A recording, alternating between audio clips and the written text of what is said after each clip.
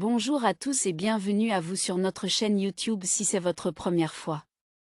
Pensez à cliquer sur j'aime et à vous abonner à la chaîne pour soutenir notre travail et ne manquer aucune nouvelle vidéo.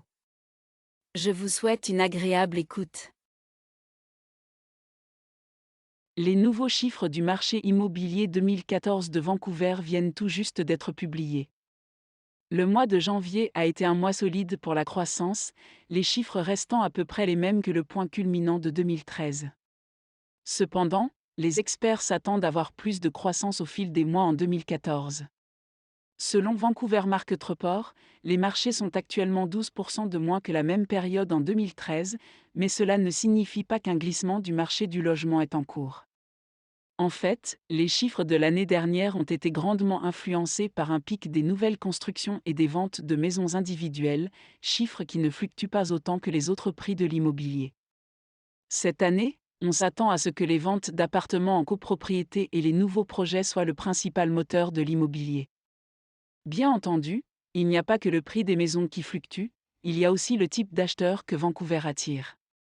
Selon les experts, le profil des acheteurs de Vancouver s'est radicalement déplacé des acheteurs étrangers vers les résidents locaux.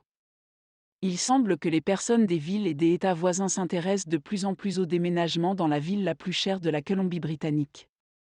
Bien que le marché soit chaud pour les vendeurs, les acheteurs sont plus intéressés que jamais à obtenir leur part de l'immobilier de premier choix de Vancouver, et il semble qu'aucun prix ne soit trop élevé. Les experts immobiliers s'attendent à voir de modestes augmentations des prix des maisons, et comme il s'agit d'un marché plus chaud, cela devrait se produire. Comme les vendeurs s'accrochent à leurs biens immobiliers pour trouver le bon acheteur et que les acheteurs recherchent désespérément toute propriété ayant un terrain solide en dessous, les prix des maisons individuelles montent en flèche. Les condos et les appartements exclusifs de plain-pied seront toujours très demandés à Vancouver, mais la plus forte augmentation est clairement visible dans les quartiers environnants des endroits les plus chers de Vancouver. Le taux actuel de maisons vendues à Vancouver est resté autour de 14% et devrait rester à ce niveau pour toute l'année. Dans un marché qui a toujours été chaud, 14% est encore un chiffre décent pour les investisseurs et les vendeurs. Il semble que 2014 apportera un marché stable aux portes des acheteurs et des vendeurs, et cela aura un impact direct sur la façon dont le marché immobilier de Vancouver se développera dans les années à venir.